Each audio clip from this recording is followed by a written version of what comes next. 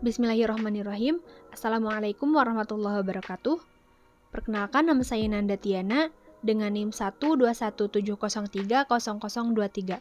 Di sini saya akan membahas mengenai apa yang sudah saya pelajari dari video Gus Pur, yaitu ayat-ayat semesta dengan judul Einstein dan cahaya yang terperangkap, atau bisa disebut dengan teori relativitas, untuk memenuhi tugas dari tugas mata kuliah kajian sains Islam. Gravitasi Newton pada prinsipnya hanya menjelaskan dampak dari gravitasi tersebut.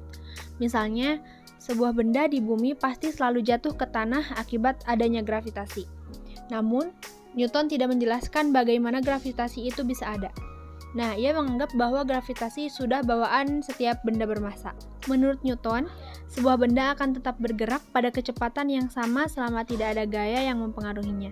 Nah, ketika ada gaya tambahan yang mengenai benda, maka benda akan dipercepat dan terus dipercepat dengan kecepatan tak hingga asalkan selalu diberi gaya tambahan terus-menerus. Pernyataan ini tidak sesuai dengan Einstein, karena sesuai teorinya, benda yang bergerak hanya bisa mendekati cahaya, bukan melebihi. Teori relativitas umum menjawab pertanyaan yang belum bisa dijawab oleh Newton.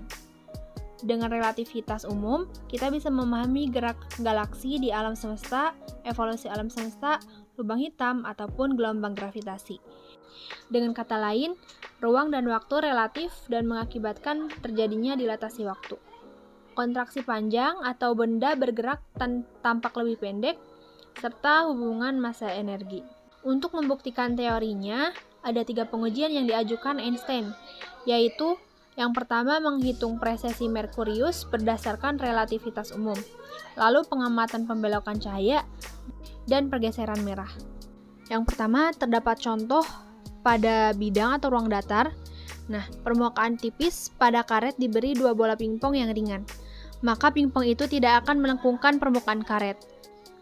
Lalu contoh yang kedua terdapat pada bidang atau ruang lengkung.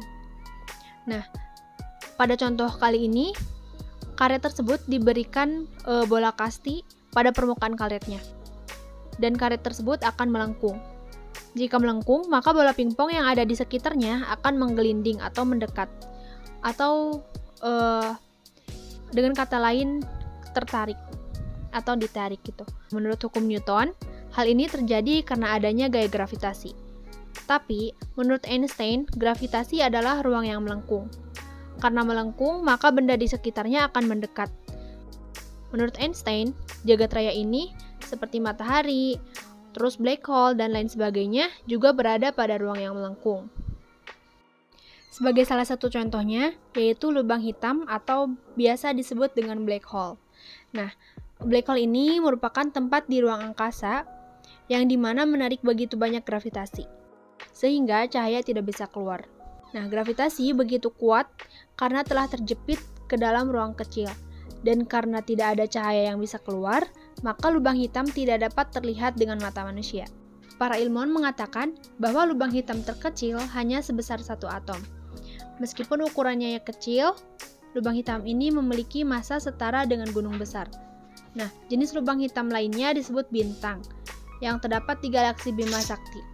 Masanya bisa sampai 20 kali lebih besar dari matahari. Lubang hitam terbesar disebut supermasif. Lubang hitam ini memiliki massa yang lebih dari 1 juta matahari. Para ilmuwan telah menemukan bukti bahwa setiap galaksi Bima Sakti terdapat lubang hitam supermasif di pusatnya. Galaksi Bima Sakti ini disebut dengan Sagittarius A. Sagittarius A memiliki massa yang setara dengan sekitar 4 juta matahari seperti bola yang sangat besar, sehingga akan muat jika menampung jutaan bumi di dalamnya.